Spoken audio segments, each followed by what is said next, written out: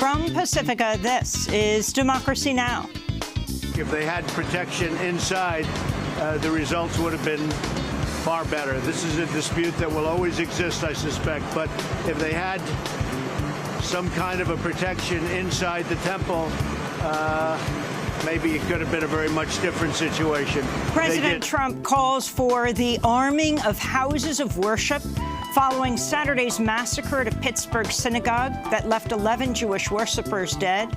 We'll speak with Fred Guttenberg, whose 14-year-old daughter Jamie was killed in the Marjorie Stoneman Douglas High School shooting earlier this year.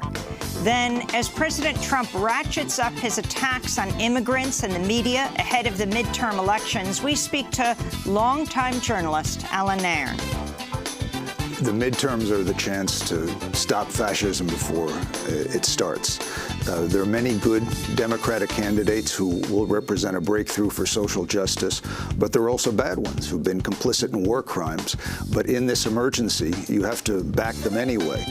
Back the warmongers who will preserve democracy to block the warmongers who would abolish it. All that and more coming up.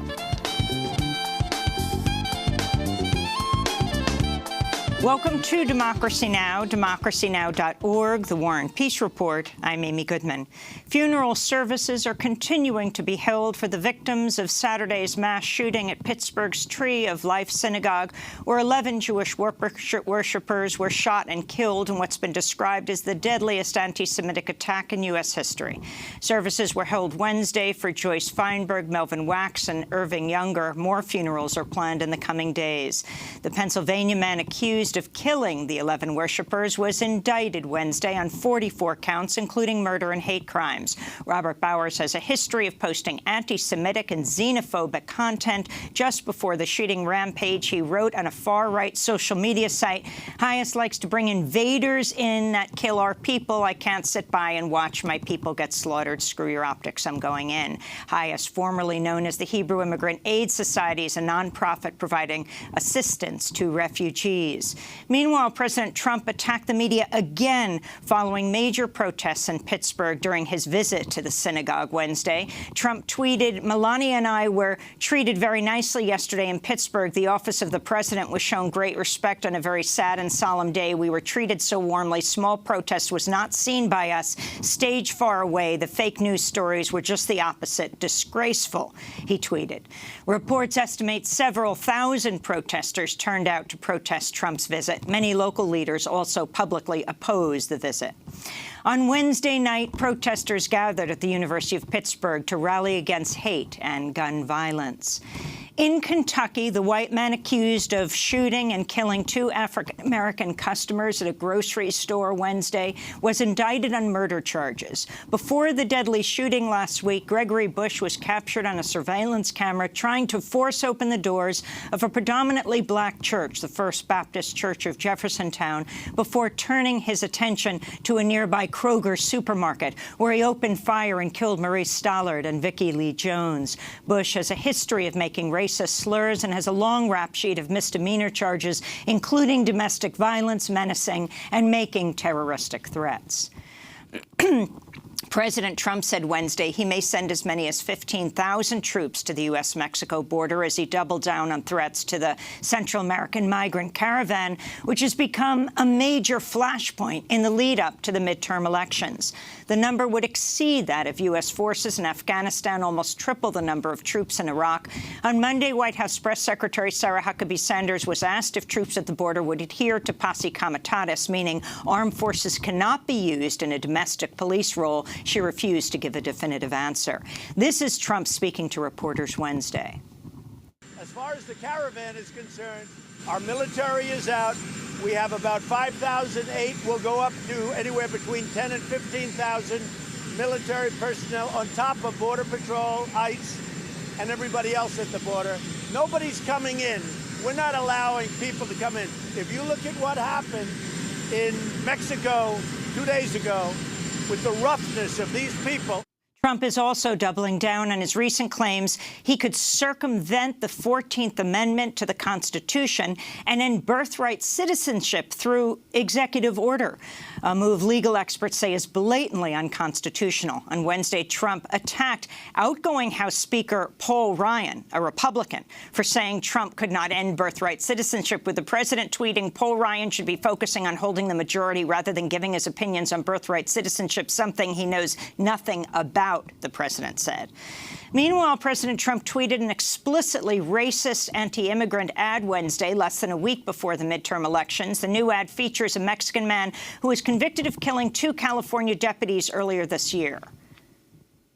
I'm going to step out of the hallway. Dead. Break up soon, no, kill more. In the ad, the man smiles and says, "I'm going to kill more cops soon," as the text on screen reads, "Democrats let him into our country. Democrats let him stay." The ad also shows apparent crowds of migrants pushing through a gated barrier. The ad's been described as the most racist political ad in 3 decades, with many denouncing it as fear-mongering. Democratic National Committee Chair Tom Perez slammed the ad, saying it's a sign of Trump's desperation. The man was deported twice under Clinton and Bush. All this comes as at least 3 new Central American caravans have formed and are making their way north toward the United States. One of the caravans has arrived in southern Mexico after violent confrontations at the Mexico-Guatemala border over the weekend, where Mexican police killed 1 Honduran man. A second caravan left El Salvador over the weekend, while a third departed from Honduras is now traversing Guatemala. Human rights advocates say the mass caravans help migrants stay safe along the perilous migration route and avoid paying traffickers thousands of dollars. This is Mexico's Interior Minister, Alfonso Navarrete. Estamos ya en una circunstancia. We are going through an unprecedented situation in the country. This is not a caravan like the media has reported. It's an exodus of migrants. That is how the government sees it, and it is responding as such. There have been few migratory crises in the country, such as what is happening now. There was the 80s with Guatemalans, which was under different conditions. There was a war. Here, we are talking about a humanitarian crisis. In an interview with ABC Wednesday, Trump was asked if he kept his campaign promise of never lying to the public, to which Trump responded, "When I can, I tell the truth."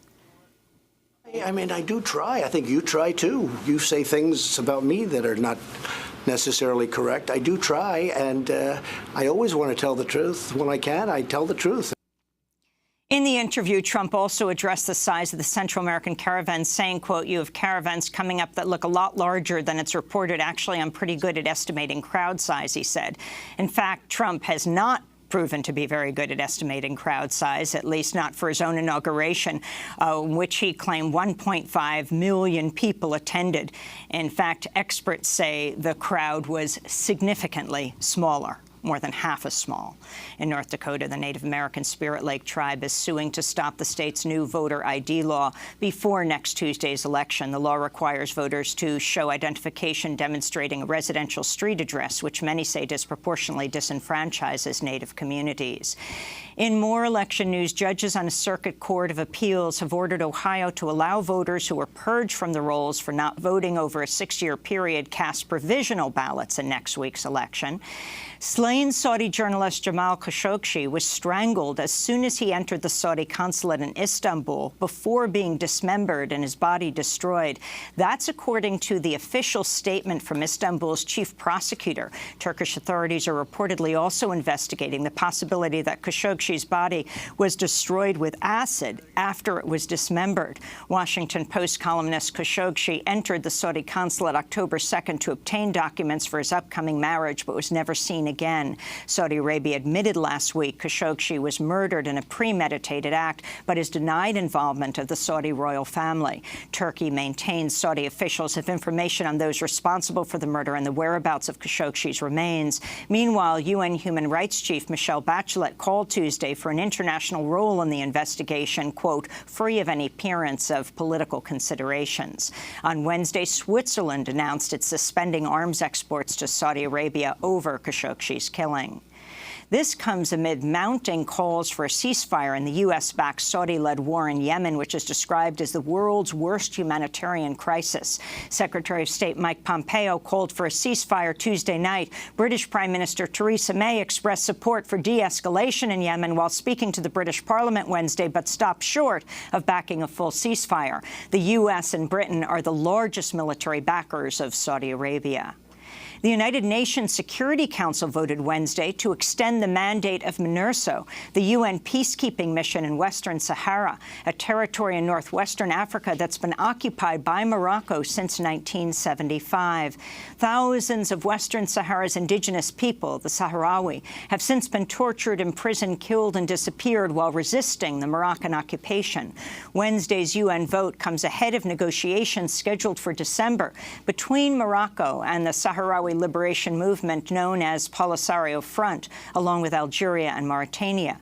They'll be the first such talks since 2012. Democracy Now! Was able to break the Moroccan media blockade and report from Western Sahara. You can go to our website at DemocracyNow.org to watch our special report, 4 Days in Western Sahara, Africa's Last Colony. In Brazil, the newly elected governor of Rio de Janeiro, Wilson Witzel, has proposed extending and escalating the military intervention in Rio, including a proposal to authorize snipers to shoot anyone carrying a weapon in poor neighborhoods known as favelas. Witzel won Rio's gubernatorial race by allying himself with Jair Bolsonaro, the far-right former army captain who won Brazil's presidential election Sunday. The military intervention in Rio has caused a surge of homicides, with police and soldiers killing at least 900 people over the last 6 months. North Korea is preparing to open a key nuclear site to international inspectors, according to South Korean intelligence. North Korea had previously barred inspections, which became a sticking point in ongoing discussions between Pyongyang and Washington over a North Korean denuclearization agreement.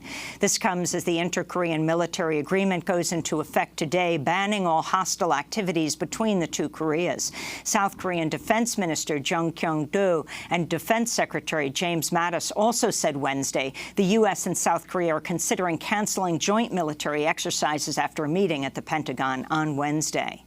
In Colombia, feminist activist Maria Caicedo Munoz was killed after being kidnapped last week by an unidentified armed group. Munoz was a member of several local peasant organizations in the southwest state of Cauca. Human rights groups say over 100 Colombian activists have been murdered so far this year. Google workers are taking part in a worldwide walkout today over the company's handling of sexual harassment cases. Last week, the New York Times published a report detailing a sexual misconduct case at Google, including by Android creator Andy Rubin, who allegedly forced an employee to perform oral sex on him. A flyer created by workers for the walkout reads, "I'm not at my desk right now because I'm walking out in solidarity with Googlers and other contractors to protest sexual harassment, misconduct, lack of transparency, and a workplace culture that's not working for everyone." In Seattle, activists gathered Wednesday outside Amazon's headquarters to protest Amazon's relationship with law enforcement agencies, including its facial recognition software, which is being pitched to ICE as a tool for targeting immigrants. Demonstrators wore Jeff Bezos masks for the Halloween Day protest, which was organized by Northwest Detention Center Resistance and Mi Gente. To see our recent interview with Mi Gente on the relationship between tech firms and ICE, go to DemocracyNow.org. In New Jersey, Newark City officials have started warning some residents to avoid drinking unfiltered tap water after a new study revealed lead may be leaching into the water supply. Officials have also begun distributing water filters across Newark. This comes as Newark officials spent the last year and a half claiming the city's water was safe to drink, despite growing warnings and a lawsuit from environmental groups. Many say the case is reminiscent of the lead poisoning in Flint, Michigan, where officials also ignored residents' concerns and tried to cover up the water contamination crisis. Many have been indicted in that case. In New York, more news is emerging about two Saudi sisters found dead in the Hudson River last week.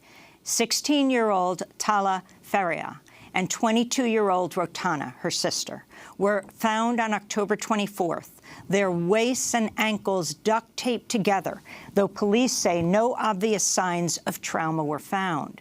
The sisters were Saudi nationals who moved to the United States with their mother in 2015 and were living in Fairfax, Virginia. Rotana, the older sister, was a student at George Mason University but left in the spring. The sisters were reported missing in August. They reportedly went missing in 2017 as well and were temporarily placed in a shelter.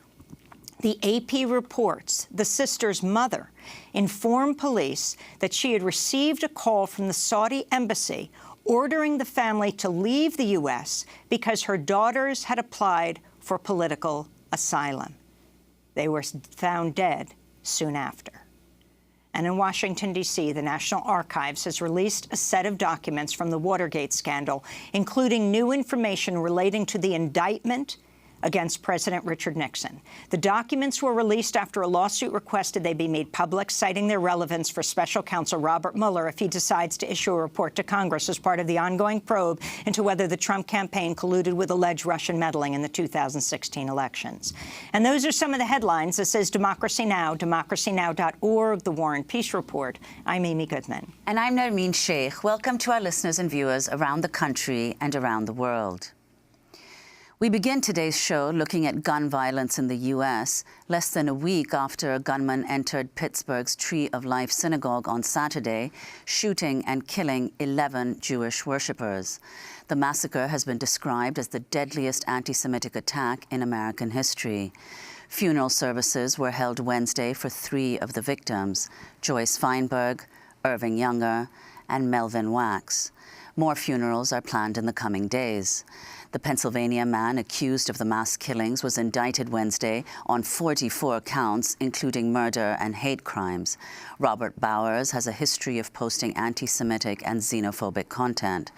Bowers used an AR-15 assault rifle and 3 Glocks to carry out the attack. He'd purchased all 4 weapons legally. Pittsburgh has seen major protests in light of the massacre. Thousands demonstrated to protest Donald Trump's visit to the city on Wednesday night. Protesters gathered at the University of Pittsburgh to rally against hate and gun violence. Shortly after the Pittsburgh massacre Saturday, President Trump called for the arming of houses of worship. If they had protection inside, the results would have been far better. This is a dispute that will always exist, I suspect. But if they had some kind of a protection inside the temple, maybe it could have been a very much different situation. They didn't. But Pittsburgh Mayor Bill Peduto challenged President Trump's remarks. I think the approach that we need to be looking at is how we take the guns, which is the common denominator of every mass shooting in America, out of the hands of those that are looking to express hatred through murder. The Pittsburgh attack came 3 days after another act of gun violence when a white gunman fatally shot 2 African Americans at a Kentucky grocery store shortly after trying and failing to enter a black church. Gregory Bush opened fire and killed Maurice Stullard and Vicki Lee Jones at a Kroger supermarket near Louisville in what many are calling a hate crime. For more, we go to Davie, Florida, where we're joined by Fred Guttenberg. His 14-year-old daughter, Jamie, died earlier this year in the mass school shooting at Stoneman Douglas High School in Parkland, Florida, on Valentine's Day. With the midterms just around the corner, he's calling on voters to elect candidates who support gun safety. Fred Guttenberg, welcome to Democracy Now! Again, our condolences on your daughter, Jamie. You watched what unfolded in Pittsburgh on Saturday. Can you describe your reaction? The gunman had an AR-15 and apparently 3 Glock pistols. Sadness, anger, outrage. I actually was traveling, excuse me, back from Ohio, campaigning for candidates who support gun safety. And I was in the Atlanta airport when I started seeing these reports. I just, I almost broke down. You know, my hope was that I would not be the dad that has to watch these events continue to unfold, that we would actually have a chance after this election to start making change. But it happened again. And 11 people dead because somebody, again, who should never have had access to the weapon that he used, managed to walk to buy it and then go into a temple with it. And when I hear the elected leaders talking the same nonsense that they did after Parkland, it says to me they still don't get the underlying problem and what it takes to fix it. And so, no, the answer isn't that we start putting armed guards in every temple, every church, arming every teacher, putting armed guards on every street corner, in every mall, and every movie theater, and every shopping center. That's not the answer. Okay, that's what the NRA wants, because it just leads to millions more in gun sales. But we must deal with the issue, which is there are people who have hate in their heart. There are people who do want to kill. And there are people who we must identify and stop from being able to acquire these weapons or remove the weapons that they have. Well, Fred, we're now just days from the midterm elections, and you're calling for an orange wave in November. Could you talk about what that means? You know, to me, this election is not red or blue. It's just not. It's orange. Orange is the color of the gun safety movement. It was also my daughter's favorite color. And I am a one-issue candidate in this election. I want candidates who not only will talk about gun safety as a political issue or as a voting issue, but will make it their mandate issue if they are elected to serve. So I am supporting candidates who are the strongest possible candidates through this cycle on the issues of gun safety. Because to me, what must happen for us to truly get change is this must become a mandate issue in this election. When the new Congress sits, I want returning members to the House and the Senate to know that they are sitting next to somebody new because the other person got fired for their stand on this issue and the new one got hired. And I want everyone to know going forward that if you don't deal with this issue, you'll be fired. Those who I'm helping to get elected, I'll be holding them accountable when they sit and when they serve. And if they don't do the job to act on this issue, I'll keep going at it. People we love are dying every day. You were just in California campaigning for Mike Levin. His opponent, Republican House candidate Diane Harkey, touting support from a group that promoted a conspiracy theory about how people died in Parkland, including your daughter. What did she say? Well, she's promoting what's called a false flag theory, basically the idea that Parkland never actually happened. I guess we're all a bunch of actors, according to her. And sometimes you got to call out crazy, and that's crazy, okay? You know, I don't act. I truly went to visit my daughter at a cemetery yesterday. I truly cried as I was sitting there in the grass trying to get some kind of connection to her. That's not acting, that's reality. So when you call that acting, you're crazy. Someone who calls that a false flag, who says Parkland didn't happen, is not only unfit to serve, they shouldn't even have the ability to get close to running. In that district, Mike Levin deserves to win and deserves to win big. You cannot have people like that getting close to the halls of our Congress. And so I did campaign with Mike. I stood on a stage. I had a chance to talk about Mike, but I also had a chance to show them that I am as real as can be, and that this lady, who continues, by the way, to call out conspiracy theories, needs to be voted out and sent away. She should never be able to get close to another election again. And Fred, From the time of Parkland to now, we just had this horrific shooting at the synagogue in Pittsburgh. Do you see a difference in the way that elected officials are now responding to gun violence of this kind, mass killing of this kind, as against what happened after Parkland? Yeah. See, a huge change. You now have elected officials who are running on their support of gun safety, who are proudly showing that they have an F rating from the NRA. The elected officials who used to have the A ratings from the NRA, they're now going quiet. Okay, we have the winning message here, and the NRA for the first time is backing up. Okay, and their chosen people in these races look like they're going to lose. The NRA message is a loser. And all they really care about is more killing and more chaos on our streets, where they can push the idea of more gun sales. They're going to lose. We will get common sense gun safety done. We will do it in a decent and civil way, but we are going to get something done when this new Congress sits. You became well known in this country after your daughter was murdered at Parkland at that CNN town hall. You sparred with Republican Senator Marco Rubio. Here's a clip of your exchange. Your comments this week and those of our president have been pathetically weak.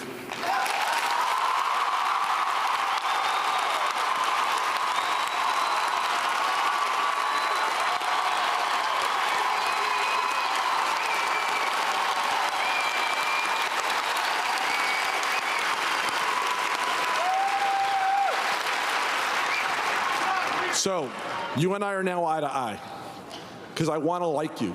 Look at me and tell me guns were the factor in the hunting of our kids in this school this week. And look at me and tell me you accept it and you will work with us to do something about guns. Now, I think what you're asking about is the assault weapons ban. Yes, sir. So let me be honest with you about that one. If I believed that that law would have prevented this from happening, I would support it. But I want to explain to you why it would not. Senator Rubio, my daughter, running down the hallway at Marjorie Stoneman Douglas, was shot in the back with an assault weapon, the weapon of choice. Yes, sir. Okay? It is too easy to get. It is a weapon of war. The fact that you can't stand with everybody in this building and say that, I'm sorry. Fred Guttenberg, that was you challenging the Florida senator. What changed after that? You know, I think the energy behind us parents who have stepped up and the kids who have stepped up and our continued push and our continually driving this message and our continually showing we're not going away, Americans paid attention. And this election became the story. And this election became the way for us to show we're going to get something done. I want to say something about that exchange because I see history repeating itself with Trump and some of the elected officials where they want to talk about anything but the gun. My anger in that exchange was directed at the fact that running up to that night, Rubio and Trump talked about a lot of things with regards to what happened on February 14th, but they never once used the word gun. And these same elected officials right now want to talk about hatred and anti-Semitism, which as a Jewish person, I'm horrified by, and it's real. But they're using that to avoid talking about the gun and what we need to do about the gun. And unfortunately, the people who are using this anti-Semitism are the same people who lit the flame, who lit the fuse over the past 2 years. So I'm not going to let them get away with talking about that at the expense of talking about the gun because it's both things. And we do have a problem in this country where access to those weapons is simply too easy. And we are allowing people who literally are going online and they're telling us that they hate And they're telling us that they want to do this, and we're not taking steps to prevent them from doing it. We've passed red flag laws here in Florida to be able to remove weapons from those who intend harm to themselves or someone else or domestic abusers. Listen, I think we ought to be extending that to those who use online platforms to verbalize hate to others, to verbalize violence to others. If they're telling us they're going to do it, we should take them seriously. Fred, I want to go to what the NRA has been saying. Earlier this week, they tweeted, quote, "Another billionaire is pumping unlimited money into electing anti-gun lawmakers. Notorious anti-gunner George Soros joins anti-gun billionaires Steyer and Bloomberg. There's no end to how much they'll pay to push their elitist agenda on Americans." Fred, could you respond to that? What does the NRA mean? What are they trying to say when they say elitist agenda? Well, I'll say two things. Number one, any billionaire who wants to help with the safety of Americans, bring it. But regarding what the NRA is saying, it's horribly anti-Semitic. And, you know, I was not a politically involved person before February 14th. And I remember, and you can go back and look at my Twitter over the months, at how often people said to me I was a Soros-funded tool. And I didn't really know I didn't know what to make of it. I wasn't like, you know, George Soros, I've seen stuff about him before. But people kept on making that accusation against me. And even as recently as the Kavanaugh handshake, I was getting a lot of online venom saying I'm a Soros-funded tool. Like I had an idea that somebody wouldn't return a handshake. I've never met George Soros. I don't know George Soros. The only connection to George Soros that I have is he and I happen to both be Jewish. And so when the NRA does that, their anti-Semitism is showing. When the NRA makes other kinds of connections, or when you go to these gun shows and you see the sales of KKK merchandise, their racism is showing. The NRA is a racist and anti-Semitic organization, and they have made that clear time and time again. The problem is we have elected Republican officials who parrot that message. So when people say you're Soros-funded, or you're a Bloomberg-funded, or you're Steyer-funded, the only connection I have to them is my Judaism. Never met them in my life. Although I did meet Michael Bloomberg 3 weeks ago. He was here in Parkland. But it's anti-Semitism. That's what it is. And they need to be called out for it. And they need to lose because they use that language. In fact, Kevin McCarthy, the House Majority Leader, had tweeted something along those lines in the midst of the letter bombs, the first one being sent to Soros, and he was forced to retract that tweet. It ended with the hashtag MAGA, right, Make America Great Again. Listen, Kevin McCarthy, with that tweet, and he thought deleting it would get rid of it. No, it's not, and it's on my Twitter and many other people's. Kevin McCarthy should not only never be serving in leadership, Kevin McCarthy should be voted out of office. When you go and you publicly say, I am anti-Semitic and I am racist, you do not deserve to serve Americans, period. Well, we want to thank you very much, Fred Guttenberg, for being with us. Father of Parkland shooting victim Jamie. She was 14 years old when she was gunned down in Parkland at her high school on February 14th. Can I say one more thing about another leader? Yes, Fred. Because I think it's Mitch McConnell. He has been absolutely silent since last week with the bombings and with what happened in Pittsburgh. He has been silent. And he is, right now, he is the elected leader of the Senate. His silence should be ringing loud and clear for everybody who needs to vote in a Senate race. He needs to be fired from Senate leadership. And the only way to do that is to flip Senate seats. So whether you're in Texas, Tennessee, Arizona, any of these places that have seats where you can flip, Mitch McConnell must be fired. His silence is part of why we are in the place that we're in today in this country, and he needs to go away. Fred Guttenberg, thanks so much for being with us. When we come back, Award-winning journalist Alan Nairn, talking about the state of the nation in these few days before the elections, as the threat from the within is so strong, with one white supremacist attack after another. The president looks outward and tries to talk about terrorists threatening this country on the southern border. We'll talk about all of this and more. Stay with us.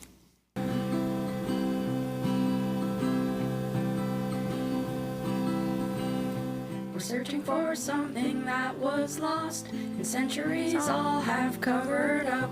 We're flailing to find the smallest fragments of our liberated lives. And every tiny piece we find, we pick up and glue together, collectively working for our utopian futures to collide in snuggly beds and midnight talks, in wandering bike rides and wayward walks, making up all of our own music, art, myth, food, and news. It's happening everywhere we go, in collective bookstores and basement shows, sharing a song that we all know, or making up new ones as we go. Yada da da dee ya, yada da da da, yada da da da da da da, yada da da dee ya, yada da da da. Utopian Futures by Kimya Dawson. I'm Amy Goodman with Nermeen Sheikh. The 2018 U.S. midterm elections mark a critical point in the era of President Donald Trump. The potential Democratic takeover of the House of Representatives has unleashed a torrent of white supremacist vitriol that is without precedent in recent years. In the past week alone, a militant Trump supporter was accused of mailing 3 pipe bombs to CNN and 12 bombs to people Trump frequently criticizes, including the Obamas and the Clintons. 2 African Americans were murdered by a white supremacist outside Louisville, Kentucky, after he unsuccessfully tried to enter a predominantly African-American church, and 11 Jewish worshippers were massacred in a Pittsburgh synagogue by a white supremacist who railed on social media against Jews who help refugees, or invaders, as he and Trump call them. This comes as President Trump has sharply escalated his attacks on immigrants. So far this week, Trump has threatened to send as many as 15,000 U.S. troops to the U.S.-Mexico border and to rewrite the Constitution, to revoke birthright citizenship. He and the right-wing media are also continuing to fixate on a caravan of Central American migrants that's more than 1,000 miles from the U.S. border. On Wednesday, Trump posted an explicitly racist ad on his Twitter feed suggesting Democrats are letting immigrant murderers into the country. And Trump also has escalated his attacks on the media despite the recent Saudi murder of Washington Post columnist Jamal Khashoggi in the Turkish embassy, in the Saudi embassy in Turkey, and the recent bombs sent to CNN. To talk about what's at stake on Tuesday, we're joined by longtime investigative journalist Alan Nairn. For decades, he's covered U.S. foreign policy across the globe, including in Indonesia, Guatemala, El Salvador, Honduras, Haiti, past winner of the George Polk Award. Alan Nairn, welcome back to Democracy Now! Thanks. Good to be with you. Talk about the state of affairs in this country right now. Well, this midterm election, this is it. The U.S. is facing incipient domestic fascism. The rightist revolution that Trump dragged to power has a chance to consolidate itself. The way to stop it is to vote the Democrats into control of at least one, and preferably both houses of Congress. It's interesting you say that because you've been a fierce critic of Democrats. Yeah, I mean, for years I've been documenting how many of the senior Democrats are complicit in war crimes, how they belong in prison. But we are now in an emergency situation in which there's a huge fundamental difference between the Democrats and the Republicans at this moment. The Republicans would abolish democracy. They're looking, because that's the only way they can perpetuate their power.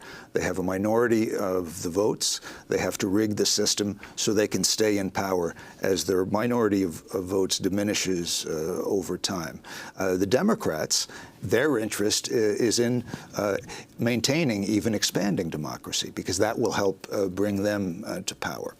In addition, Trump personally— You're talking about voter suppression there, and expanding the vote. Well, all sorts of things. Voter suppression, gerrymandering, the tactics that the Republican rightist revolution is using to maintain its hold in power, even though they can't win a straight-up vote. Secondly, there's the element that Trump personally has brought to power. When he dragged the Koch brothers and the Paul Ryans and the American oligarchs to power, he did it with a two-pronged platform. One was punching the elites in the nose, as the banker Jamie Dimon put it. The other was racism. Without the element of punching the elites in the nose, the Republicans could never have won the election. Romney tried running on the elitist platform of giving tax breaks to the rich, getting rid of Social Security, Medicare. He lost. They can't win with that.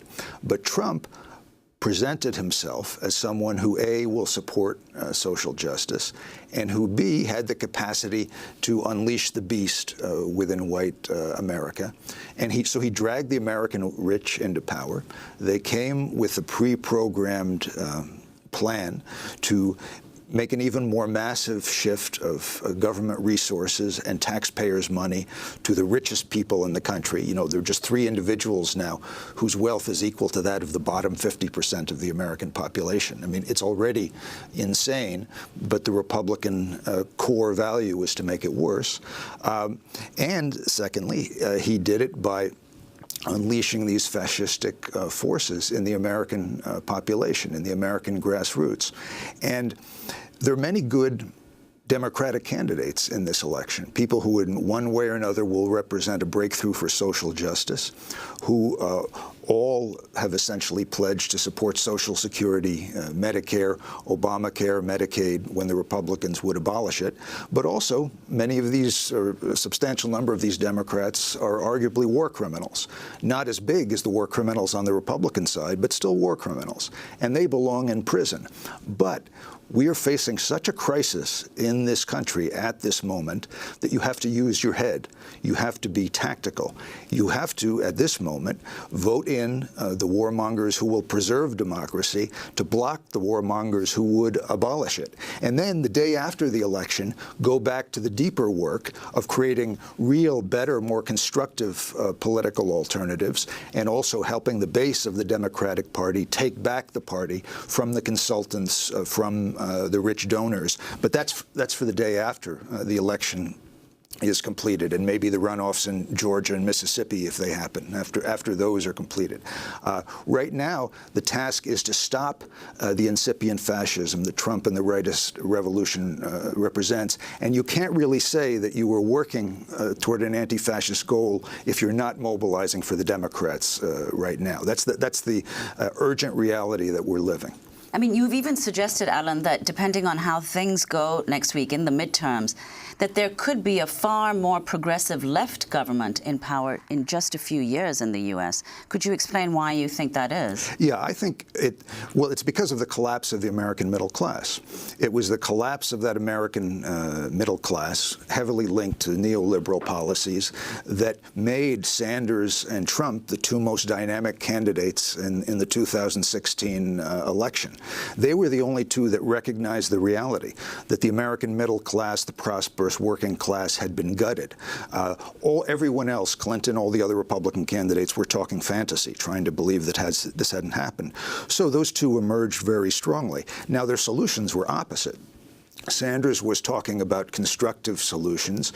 Trump was posing as an enemy of the elites when he wasn't. He was actually the embodiment of the worst, the most criminal aspects of the American oligarchs. And he was simultaneously saying, we'll help solve this with racism. Now, though, in this campaign, there's an interesting change in the Trump Republican strategy. They've dropped the punch the elites in the nose part, and they're running on the straight-up racism, the anti-immigrant hysteria. There's really nothing else there. It's important to note that the immigration issue itself is phony. It's a complete fake. If you're actually looking at facts, there is no immigration issue. I cite as my source on this Sean Hannity. After Romney was defeated by Obama in the 2012 election, Hannity immediately went on his radio show saying he had reevaluated his position on immigration. This is Sean Hannity of Fox. This is Sean Hannity of Fox. He said Sean Hannity, now favored a path to citizenship, which is what the progressive immigration activists had been pushing. He said we've got to drop the immigration issue. I mean, basically. How long ago was this? This was right after Obama defeated Romney in the 2012 election, because his diagnosis was, Hannity's was, that the immigration problem is not a national security threat to the United States. If Sean Hannity really believed the U.S. would be overrun by Mexican and Central American migrants, he would not be saying drop the issue, have a path to citizenship. He obviously believed it was a loser to the Republicans. For the Republicans. This was the same time that the Republicans, some of the Republicans, issued what was called their autopsy report, where they said, we have to drop this anti-immigrant stuff, we have to move closer to the Latino population if we want to have any chance of gaining a majority of the votes at some time in the future. But Trump came in and proved Hannity and the autopsy report to be incorrect. Trump had a deeper understanding of the American population, the American white population, and the resonance of racism and nativism in this country. Trump said, no. Screw that. We're going to go straight out attack against non-whites, against Muslims, against Mexicans, et cetera, et cetera. His party had already recognized that the whole thing was fake, but Trump saw something true about the way that there are elements within people, the worst, most vile, most bestial elements. They exist in every person. I mean, every major religion has noticed and talked endlessly about this fact since the beginning of human civilization. Everybody has bad, has evil within them. And Trump has a profound understanding of how to draw it out, how to mobilize it, how to weaponize it, and how to use it for political purposes. And that is now a core element of the rightist revolution that has taken power in this country, and that threatens to evolve from just an incipient fascism into a new, unique American fascism. And by the way, just on a mechanical level, you ain't seen nothing yet. I mean, if the Republicans win this time, if they maintain control of both houses of Congress, and especially, and also, if they maintain many of the major governorships that are up across the country, which will enable them to further rig House districts and do further, even more radical voter suppression, things will get much, much worse. Trump's ability to incite at the grassroots level racist violence will go from just a few isolated incidents, which is what we have now, into the possibility of actual organized forces, paramilitaries. And up till now, the Supreme Court has been, in an ambiguous way, something of a check because of the ambiguous position of Kennedy. Kennedy is gone now. He's replaced by Kavanaugh, who was part of the group of rightist Republicans on the court who are radical right and Bolshevik in their discipline. Anything that the Republican Revolution wants to do, this Supreme Court will rubber stamp it. And that's new. That's new as of just X number of weeks ago. So we haven't seen anything compared to what's coming if the Republicans are able to win these elections. I mean, Trump succeeded in doing something quite unbelievable. Last week, in the middle of the night, I think it was one of his 3 a.m. tweets, he said Republicans are doing so well in early voting and at the polls, and now this, he put it in, quote, bomb stuff. This was in the midst of the letter bombs being sent to the Obamas, to the Clintons, to George Soros, to Maxine Waters. It read like a Trump hit list. Again, Trump said, now this bomb stuff happens and the momentum greatly slows. News not talking politics. Very unfortunate what's going on. Republicans go out and vote. He understood he could not bring up the caravan in the midst of this letter bomb attack. Right. But then you had the killing of the African Americans in Kentucky. You had the worst anti-Semitic attack on U.S. soil in history, 11 Jews killed last Saturday. And President Trump then throws out everything he can. I'm sending 15,000 troops to the border to get the terrorists outside coming in, right? He is going to overturn the Constitution with an executive order with birthright citizenship. This question of the enemies outside, and he's succeeding because there's so much outrageous that he has put forward, and taking away this extreme threat here at home. Right. Well, you know, Trump is a sharp guy. He's an ignoramus and a fool, but he's also a sharp guy. You know, the human mind is very complex, and that's one reason why he's so dangerous. He was essentially planning the American equivalent of a series of Nuremberg rallies to close out the campaign, and the Pittsburgh massacre, the Louisville massacre, although Pittsburgh got much more attention, the pipe bombs threw him off stride. If these atrocities had happened outside of election season, far from an election, it actually would have been a plus for the Trump forces and the rightist revolution, because these are the kinds of acts that traditionally give energy to fascistic movements. They serve it as movement building. They push the envelope. They create conditions of fear and chaos that increase the demand for the strong leader. But in this case, it was an inconvenience, and it really annoyed Trump. In fact, he even was forced by public opinion and his aides to issue a statement where, I'm going to look for the exact quote that Trump gave. He said, "Acts or threats of political violence of any kind have no place in the United States of America." That was Trump after the pipe bombs. Well, as any honest officer at the Pentagon will tell you, acts or threats of political violence are the core of the American-led world system. Anybody who knows politics knows that. And one of the things that Trump has done is he is starting to increase the role that those kinds of acts or threats of political violence play and potentially play in American domestic politics. I mean, we have a long history of domestic political violence, of course, against Native Americans, against African American slaves, against the labor movement, et cetera, et cetera, and continuing today on an ad hoc basis, encouraged by the Trump-like forces, in the case of shootings of police officers and border patrol of unarmed civilians, especially African Americans, and on the border, occasional killings of immigrants. There was a young woman from Guatemala, from Quetzaltenango, who was shot in the head by the Border Patrol near Laredo, Texas, this past spring. And by the way, the logical culmination of Trump's current immigration push, as you noted earlier, which includes the idea of presidential fiat to amend the Constitution, which, by the way, could be accepted by the Kavanaugh Court. It could not have been previously, but now that's on the table. And if they accept that, that opens the door to a president knocking out any other part of the Constitution he doesn't like. But the logical conclusion of this push is setting up Israeli-type snipers, like the Israelis have along the Gaza border, where they pick off civilians, even pick off people who are wearing press vests, pick off medical personnel, pick off unarmed people who are just standing there protesting.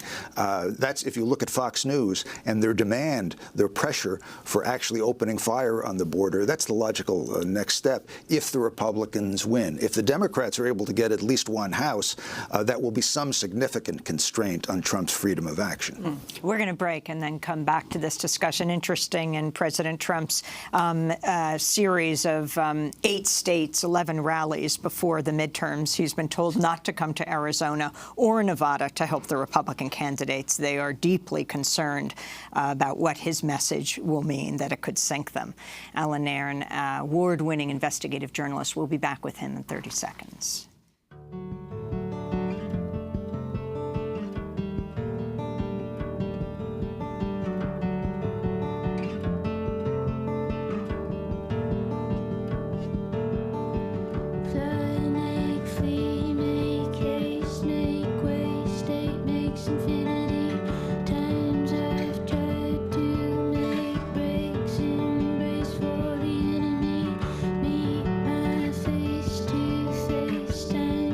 The Yemen ceasefire thing. Symbol by Adrian Lenker here on Democracy Now! I'm Amy Goodman with Nermeen Sheikh. We talked about these horrible attacks on U.S. soil and President Trump continuing to attack the media, even as 3-letter bombs went to CNN. But also there is the attack by a close U.S. ally, deeply close, particularly to President Trump and his senior advisor, son-in-law, Jared Kushner, Saudi Arabia. The Saudi murder of the Saudi journalist, the Washington Post columnist Khashoggi. Every day now we're getting out new information. Today, apparently, the Turkish authorities say they may have liquefied his body or turned it to ashes with acid after he was, they said, strangled right after he walked into the Saudi consulate in Turkey. Your thoughts, Alan? Well, as a result of the public outrage at the torture and murder of Khashoggi, the U.S. is looking for ways to signal a pullback on its support for the Saudi regime led by Crown Prince Mohammed bin Salman. And just the other day, Pompeo came out and called for a ceasefire in Yemen. Now, in and of itself, that call is, in theory, a good thing. But just in September, Pompeo certified to Congress to prevent the freezing of a small amount of the arms that the U.S. was providing to attack the Yemeni civilian population. He certified that adequate steps were being taken by the Saudis and by the U.S. to protect civilians. This as they were bombing school buses, bombing funerals, bombing wedding parties, and doing it with U.S. refueling help, U.S. planes, and U.S. munitions provided by Lockheed Martin, Raytheon, and others. So Khashoggi certified just weeks ago that this was, Pompeo certified that this was okay. And we'll see what happens. Right now, as he says this, Saudi forces are massing outside of Yemen's main port.